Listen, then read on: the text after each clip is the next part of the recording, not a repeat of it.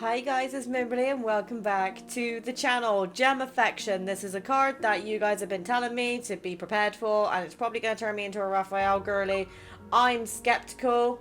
Floof attack is in progress. That's not me. Sorry, babes. Love you. Bestie, I love you. Promise. Your Highness, please calm down. Please calm down. Why do I need to calm down? Also, why is my background not working? Hold on. Okay, never mind. I do not know why it's not working, but you know what? I'm not going to question it. Why are we being called, Your Highness? I'm not your princess. Didn't we agree you'd release me once I helped you deal with the messenger? What happened? It's already been 3 days. I can't be bothered to argue with the maids who are following me. I'm ready to sprint towards the palace gate. Before I can take another step, however, a shining sword suddenly blocks my path.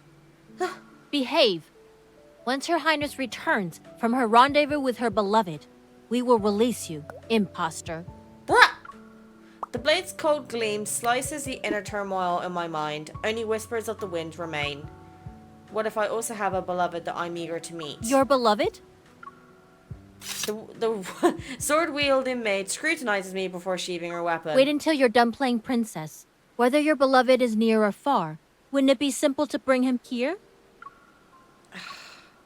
She makes it sound so easy, but I don't even know if he's in the sea or somewhere on land. Rafayel, where are you when we need him? It all started a week ago. Rumors swirled around the Outland Desert about a strange protocore fragment. It was connected to a string of peculiar instances. At first, I thought I'd investigate by myself, but upon learning about my mission, Rafayel volunteered to be my guide. And we set off on an adventure to the distant desert together. Just like that. Here we are at Cave 72, the most raided spot in history, and universally recognized by archaeologists as the trickiest to restore. Facing the stone wall, Rafayel grabs a flashlight. He turns it on, and the light shines on the ancient symbols. He glances at me. I heard the fragments are in these mural caves. Are your resonant senses tingling? Resonance sensors. I don't think I have them. Rafayel has been scoring the caves with me all morning, but to no avail. Stepping on the gravel, I inch forward and try to resonate with the mural. Weird. I'm not picking up any protofield fluctuations. Where the rumors just lies? Rafayel sighs and distinguishes the cold light in his hand. When relics of the past are involved, the tales never end. Then again, this world is huge. Nothing's too weird, you know. Maybe this cave is magical. Bruh. Do you think I'm a 3-year-old? Actually, hold on a second. I'm about to speak when out the corner of my eye I notice a subtle movement from the mural. What is it? Believing my eyes are playing tricks on me, I rub them and look again. A dancer's sleeves flutter as if she's ready to leap into the air. Scared? I was just playing around. Aw, you cutie. Noticing my silence, Rafayel follows my gaze. The graceful dancer has vanished without a trace.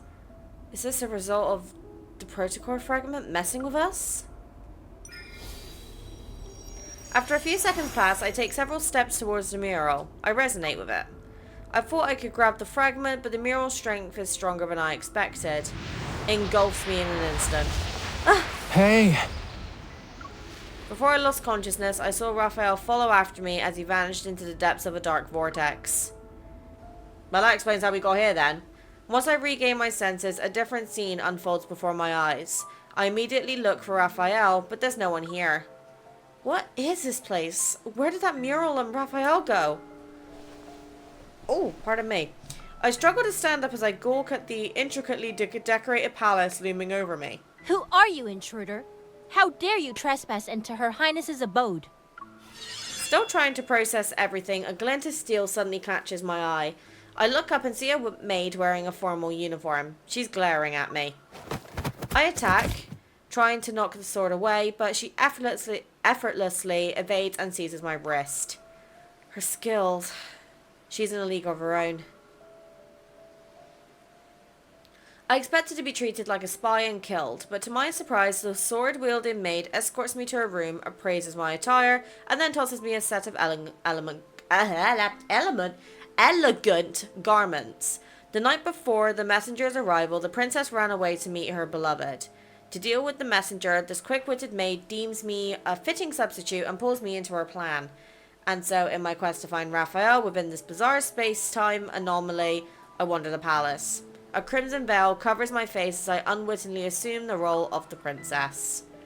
Pretending to be the princess is harder than I thought. I figured I could handle a diplomatic meeting in the Great Hall, but I was greeted with a series of unexpected problems. For instance... Oh god. What have we gotten ourselves into? Upon learning of your highness's decision to stay here, messengers from every corner of the land brought these humble gifts. We hope they alleviate your boredom. Oh god. Either I was in a standoff with a sword-wielding...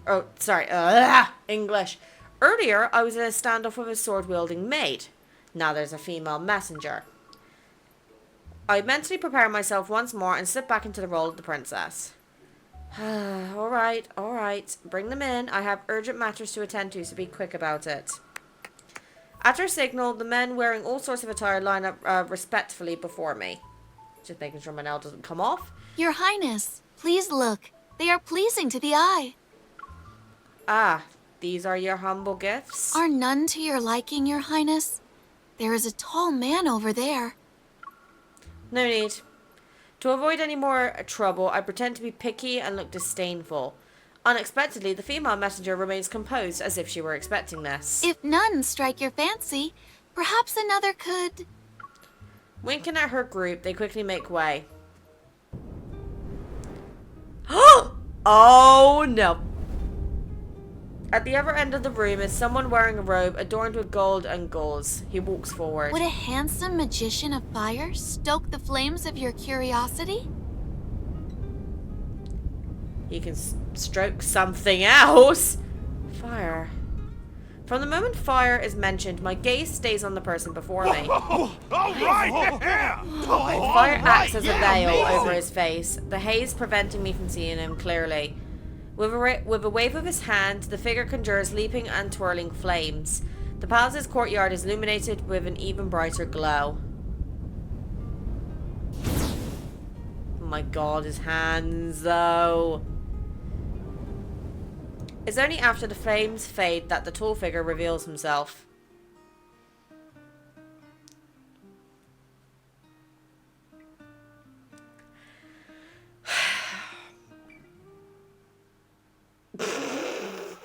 Oh my... I'm not sober enough for this. I'm gonna go get a cup of tea. Hold on. Okay, people. I got it. I'm back with tea. I am loving the look of this outfit on him right now, though. Rafayel. He gracefully navigates through the crowd and steps over to the swaying shadows to stand next to me. Rejecting this fellow and that sweet lad?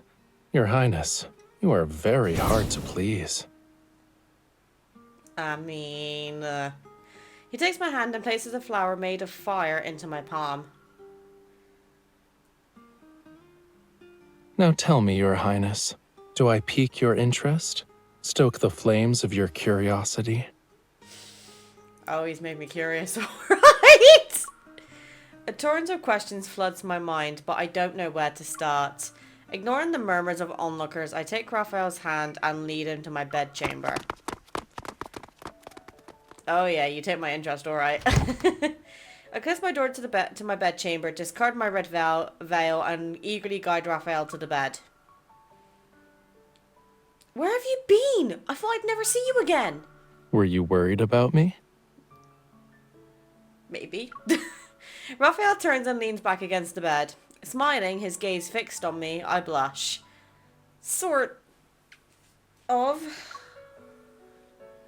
So you were worried about not seeing me again? Yay or nay? I guess my efforts to disguise myself as the princess's tribute were all in vain. Raphael sits up next to me. Ready to share his recent experiences, he holds out his hand to pull me closer. Just as I fell from the sky and I landed in the palace courtyard, he opened his eyes to find himself lying on an altar.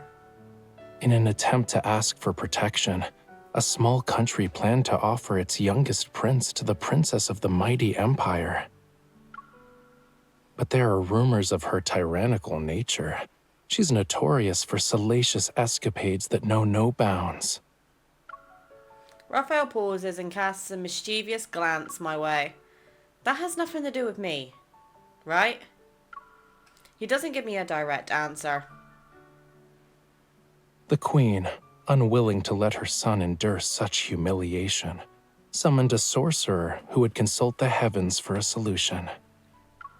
Was that when you fell out of the sky and got captured? You're half right, though I'm not a fish that got thrown here unwillingly. I wanted to show up. Hey? But how did you know I'd be here? I didn't. Raphael shrugs in response as if he just stated a simple fact that everyone knew. Well, here you are. Aren't you afraid of running into the real princess who's tyrannical and scandalous? Whether or not she's like that, who's to say? Raphael leans closer to me and scoffs. There's a hint of a smile on his lips. But you know, someone hasn't shown any concern for me despite our separation. I wouldn't call her tyrannical, though. She's more cold-hearted. Oh, come on. Like, what if I hadn't shown up, and one of those guys swept you off your feet? That's nonsense. I retort immediately. Raphael straightens his posture as if he were victorious and proving a point. He looks at me, his gaze tinged with seriousness. I wasn't sure if you were in this palace, but at the very least, you weren't at the place I landed in. If I couldn't find you here, then I'd just escape and look elsewhere. I'll always find my way as long as you remember me. Also, let's push the what-ifs to the side. Right now, you're here, in front of me. Why was that so cute, though? Nah. Raphael. Before I can finish speaking, I hear a peculiar noise outside the door. I quickly gesture for Raphael to be silent. A curious maid peeks in. Raphael waves his hand and extinguishes all candlelight in the room. Only the lamp in front of the bed is still lit. It casts a soft glow in this intimate space. She's still there? Did her eyes stop working? I need to do something else. You need me to play along, yeah? Yeah?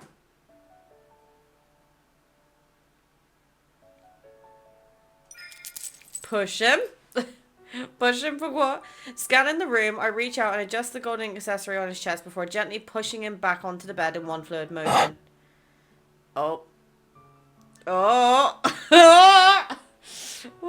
Just getting hot in here, or is it just me? Well, caught off guard, Raphael quickly plays with a strand of my hair and pretends to whisper sweet nothings into my ear. Your Highness, the rumors weren't wrong about you.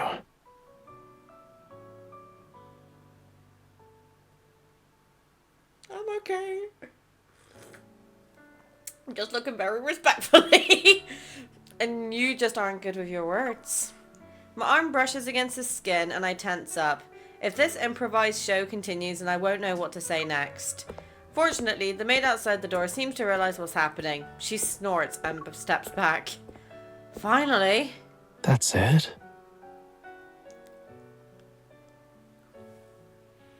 You wanted more? Just as I'm about to get off Raphael, I'm immediately pulled back into his embrace. I'm the one who's surprised now, but I quickly relax in his arms. It's been a long time since we were together. Let's stay like this for a little while longer. Though you did say you didn't miss me, But I do. What was that? It's too dark. I can't hear all that well. This prick. Somewhat stunned yet also amused, I move closer and whisper into his ear. Those days where I couldn't see you, I missed you. I missed you more than anyone else. Did you catch that? I did. That's cute. This is cute. This is very cute. In the darkness, the hand creeping up my back seems to hold me even tighter. It's all the more reason for us to stay like this for a little bit. You gotta be careful. If they indulge in the palace life too much, I might not want to leave. Christ me. Days pass. The princess still hasn't returned, and no one knows if she ever will. It seems everyone has silently accepted under this a facade of calm. To keep up appearances, Raphael and I continue to play our roles in our finely crafted show of bliss. I am an indulgent princess while he is a hefty beauty I favour. But behind the scenes, we are devising a plan on how we can return to Lincoln. Raphael tells me that based on his observations so far, he suspects we're in an era in which that mural was made. Huh. I love this Since we thing with time him. traveled or something, is it possible the alternate reality we're currently in has that very same mural? I love that. The way that he's just like, tapping his forehead because he's thinking. Love it. The doorsteps to my bedchamber are firmly shut. And as usual, Raphael visits me every afternoon here. Afternoon sunlight flows through the cracks of the wooden window. The golden accessories on his attire shine. They're a spectacle to behold. A light bulb goes off in my head, and I add on to his statement. Do you think we'll be able to go back home if I resonate with it again? Raphael contemplates my idea for a moment. He then gets up from his chair and heads to the door. Let's go, Your Highness. Where are we going? We're finding our way home. God. Traversing the shadows cast by daylight, Raphael speeds through the courtyard, passes the garden, and heads deeper into the palace. I follow close behind with the same quick steps, until he stops in front of a wall. When you said we find a way home, did you mean we would start from here? I gaze at the looming palace walls, their imposing presence akin to an insurmountable fortress. We're like birds trapped in a cage. It's too tall. I almost want to know what's supposed to be kept out. Or in. It can't be us, right? Raphael raises an eyebrow and looks behind him. Do you want to see what's outside, Your Highness? Of course, but... Before I can finish, I notice my feet are no longer touching the ground. Raphael's carrying me. What are you doing? I'm supporting you, obviously. How else are you going to see what's outside? Suddenly, the palace wall doesn't seem so daunting. I stretch out my hand, my fingers almost touching the top of it. I peek over the wall, and there's a vast desert glitters under the sun. So, is the view nice, or...? With a bit of support, I hoist myself onto the wall's ledge. I reach out to Raphael. Come up and take a look at it yourself. You won't know otherwise. Raphael hesitates before grabbing my hand. With a bit of effort, I manage to pull him up.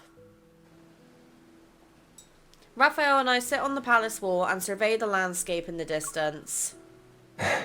Well, now that I'm seeing it for myself, it's breathtaking. Even if Raphael likes it, that's a good sign. Oh my god, I need a haircut again. Honestly, the view isn't exactly striking. It's just a barren desert.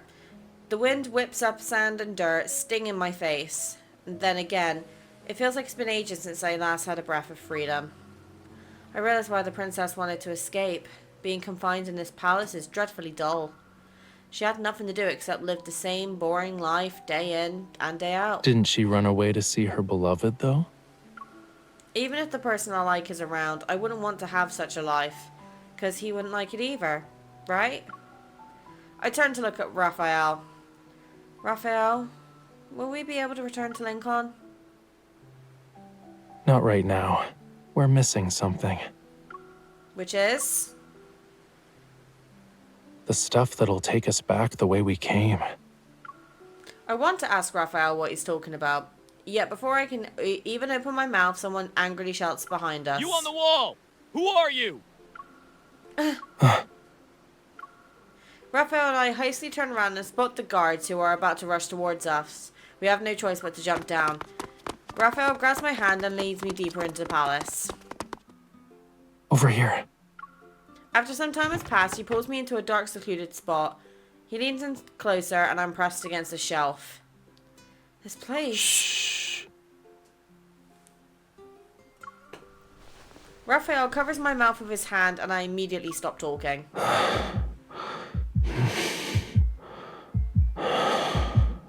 Tis a bit warm in here. But in the next moment, his face moves closer to mine. My heart is beating like a drum. A couple of minutes pass, and it seems the guards who were after us have disappeared. Raphael lets go of me. So, what were you about to say? That, I mean, Hmm? I was about to ask, where are we? She is such a bullshitter. In this desert, there are countless caves. Finding that Cave 72 is the real challenge. But if there's a guide of some sort lying around, that might make things easier. Maybe. In other words, the thing Raphael was referring to that will take us back the way we came is a map in the library. I haven't looked at all the books here, and there's a problem. They're written in another language. Can you understand them? Nope. Shit. Oh. Is my internet playing up on me? Hold on. Okay guys, right, I fixed the internet problem and it did end up being the next day. It was my computer overheating, so that's now been fixed. We've got a new cooler and thermal paste in the computer and it's all fixed. So, sorry this one is taking a little bit longer to get out to you, but let's carry on. Right, with a casual flick of his wrist, Raphael taps the top of my head with a book he pulled out from a nearby shelf. We're looking for a map, cutie. Focus on the pictures, not the text. I nod and dive headfirst into the sea of books. Oh my god, these two. From morning until dusk, we searched through almost every nook and cranny, but we failed to find a map. At this moment, the last bookshelf that needs to be checked stands before me. It's located in the deepest part of the library. It's all the way up there? I stand on my tiptoes reaching for a book. Then I hear Raphael's voice behind me. Desert Atlas. I found it. I turn around, and maybe because I was on my tiptoes for too long, I lost my footing. I stagger towards the wooden shelf. It wobbles, and a book falls onto my head. When the book lands on the ground, it opens up and reveals its colourful illustrations. Yet before I can get a closer look, Raphael picks it up and closes it. Nudging my shoulder, he directs me toward the door. We should get out of here. Now. Something feels off. Raphael's actions are usually graceful, but the way he's moving is weird. What was in that book? Who knows? He knows something. I saw there were colourful drawings in it. Do you think they could be murals? Nah. But you didn't even see it. How can you be so sure? How strange. Raphael was brushing me off, which only makes me more curious about that book. While Raphael was trying to come up with a response, I grabbed the book he had placed back on the shelf. Flipping it open with a flourish, I only then realised it's actually a...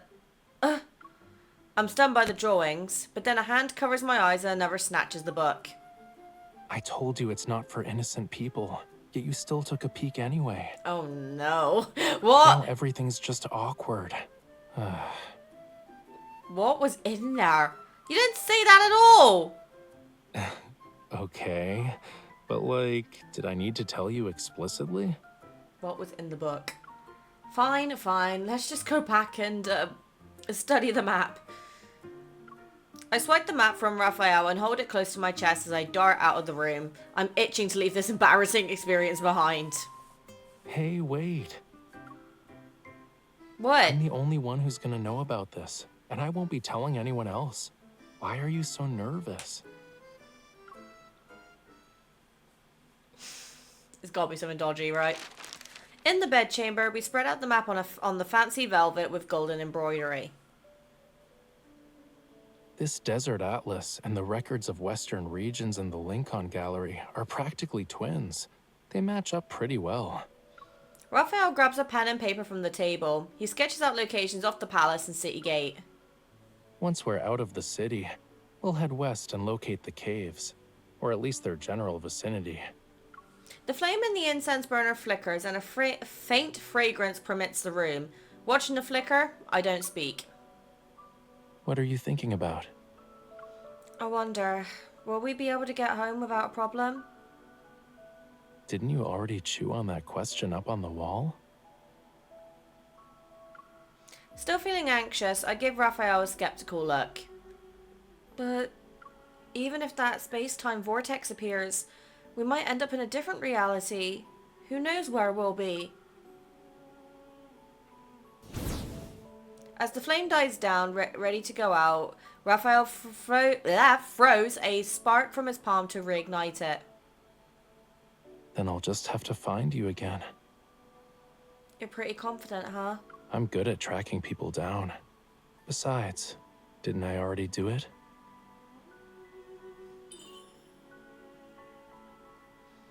Okay, this is cute. The warmth of Raphael's hand envelops mine and melts away my worries about uncertainty. Like how every drop of water finds its way to the ocean. Those who are lost will always find their way home. Your Highness, the messenger has brought you a rare fruit. Would you like to try it? Raphael hesitates, glancing reluctantly toward the door.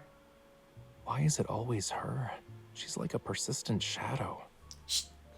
Just as the maid is about to barge in, Raphael flings himself onto the bed. He's using his body in a last-minute attempt to conceal the map. Oh, I then lean in, pretending to be intimate. We're occupied right now. If it's only about the fruit, kindly leave us be. The maid nonchalantly sets down the tray and heads to the door with measured steps. Before she leaves, she looks back. Then I shall wait by the door. I'll always be ready to tend to you, Your Highness. Why is everyone in the palace so fond of eavesdropping? I guess pretending won't work on her. Okay. Why are you? Shh. I'm not ready. I am not ready. Let's make it convincing. Oh, Christ. Oh my God. Hi. Oh, this intense. Yeah. Tell me, should I be a good, honest boy? Or should I play hard to get? Namaste. That's coming back in. Jesus Christ. I heard you're a mystical fox spirit. Come dawn, new whispers will fill the air.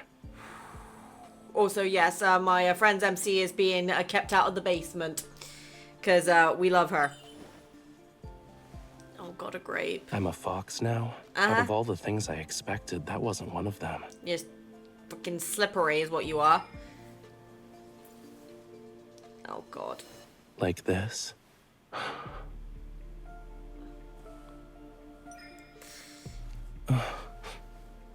Come on. Eat it. Eat it! You're so demanding. All right, I'll make sure not a single drop goes to waste.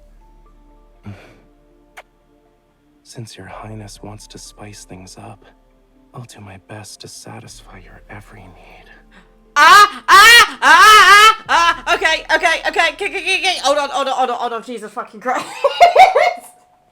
I can't handle. Why? This is not fair. I'm gonna need hydration. Jesus Christ, I don't have a drink on me. Oh yeah, I'm not allowed tea and coffee after the Caleb incident. Shit. Oh. They knew what they were doing. Can't take it anymore? No, I can't. It's so far away. I can't get it. Your Highness, could you? Don't ask me why her finger's doing that weird thing. I don't know.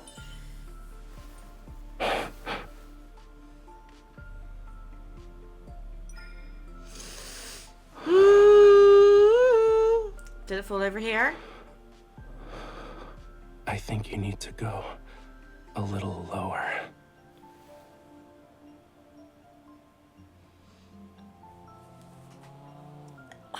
Oh my God, my brain, that is filthy. Cannot tolerate this. This is like proper filth to me. Oh, Christ. Whew.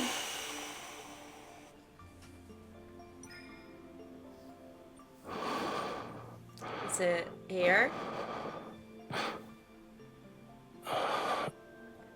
Wanna keep looking?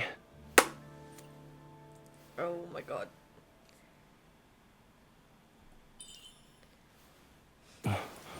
Oh! Oh my God! Forget the fruit. Can't you compensate me another way? I'm like, what? Oh my God.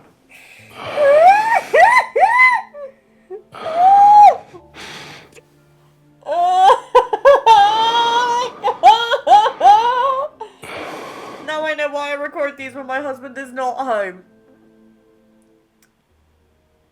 Oh my god, you know what? I need a fucking drink after that one. Hold on. Jesus Christ. Okay, right, we're back. I have put my tea in my blue thermal cup. This is from Costa. Love it. Costa does such good thermal flasks here in the UK. I am obsessed. And I also came back with a cat because he's been incredibly needy, as you can see right now. And he is being very demanding and he just wants nothing but cuddles and affection. So we're going to continue with him in my hands. Now, I don't know how this is going to work because he's quite heavy. But we're going to make it work because I know you guys like to see Loki too. On this night, I drift in and out of my dreams. The candlelight is long gone, lost in the darkness. With no more light, time dissipates unnoticed. Only the sky hints at the passage of time, showing it's past midnight. I lie in bed, waiting for something, anything, to... Are you awake? No, I'm not awake. I'm sleep talking. Yes. Let's go. In the next moment, a burst of light pierces the darkness. Rafayel and I quickly get off the bed. I take the map while he grabs his bag. Avoiding the guards, we follow the real princess's escape route. Rafayel and I get on our horse. Hold on tight. The road's gonna be a little bumpy. A little bumpy wumpy. Go. The night sky, adorned with a silver moon, is the epitome of elegance, and the desert reaches for the horizon. It's just like the two of us, suspended in heaven and earth. The horse continues to gallop, and the world zooms past us. All of a sudden, I feel a strange connection to the princess whom I never met. Is this how she felt when going to meet her beloved? I hold on to Rafayel, hoping to find the mural soon, but also wishing this journey never ended. I lost track of time as we sit on the horse. And then Rafayel pulls the reins and the horse comes to a stop before a cave. This must be it.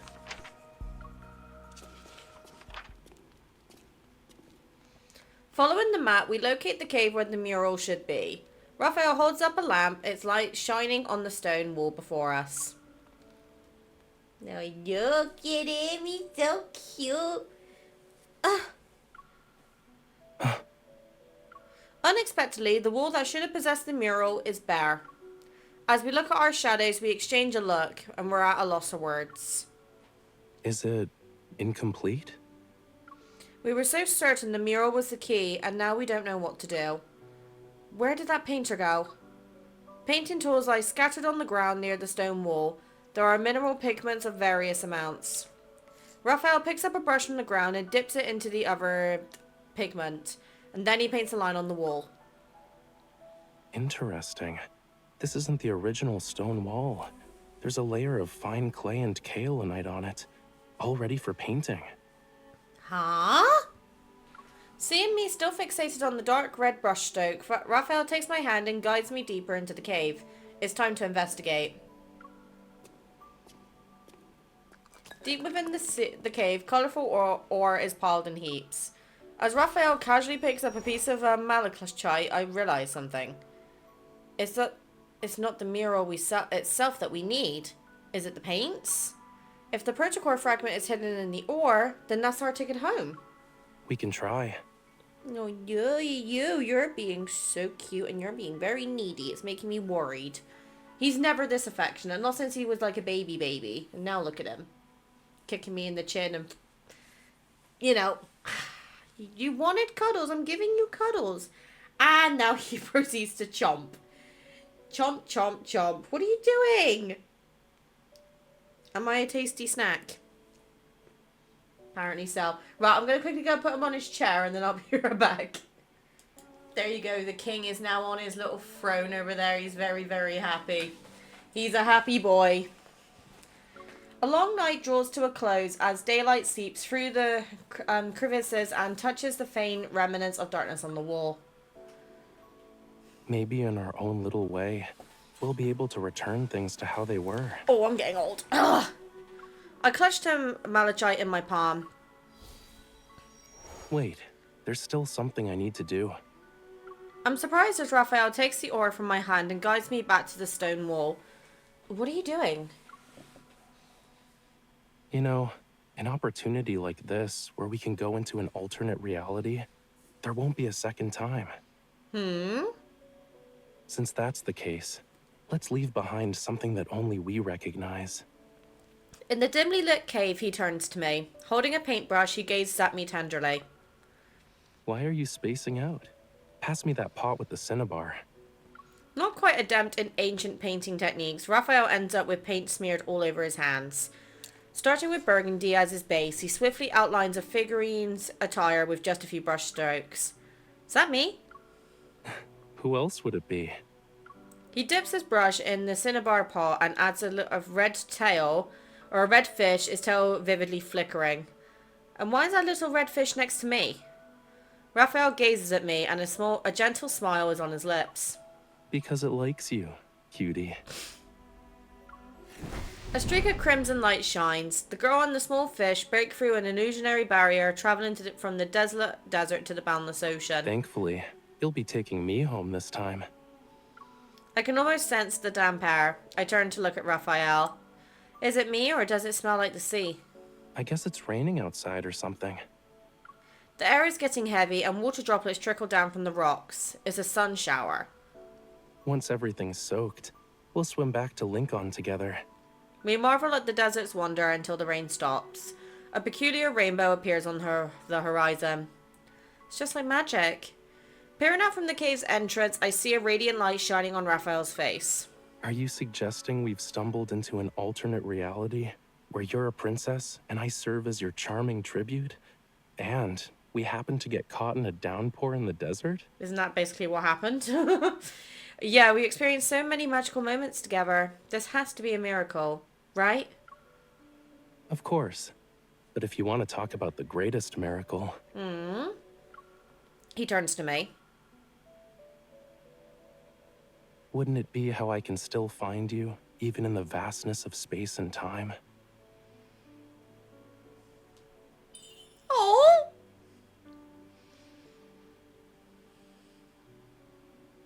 Not knowing how many seconds have passed, I look into Raphael's eyes. His fingers are intertwined with mine. In the next reality, I will never let go of your hand. Gazing at the aura in my palm, I hold my breath and focus. I use my resonance evo. A familiar vortex appears, and I tightly hold Raphael's hand and jump.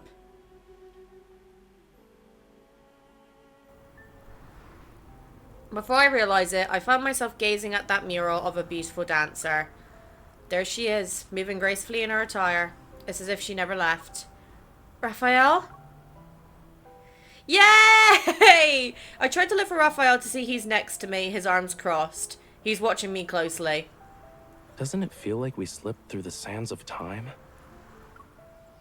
Yeah, it's nice in a way, especially since I still have you by my side.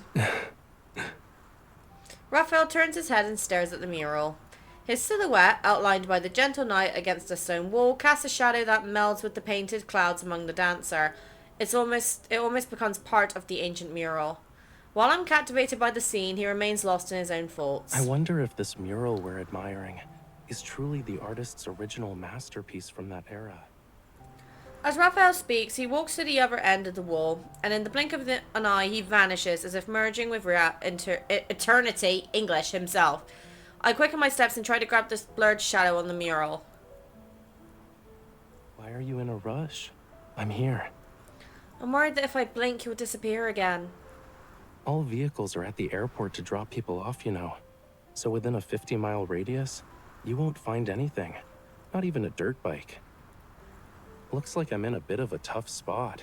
I can't escape even if I had wings. Swimming's my only option. Well, that's convenient for him, isn't it? Raphael looks at the seamlessly endless expanse of yellow sand outside the cave. Unless the sand turns into seawater, I might find myself stranded in this desert. Or a kind soul could rescue you again. Raphael, smiling, takes my hand, and he leads me deeper into the cave. And should I thank her in advance?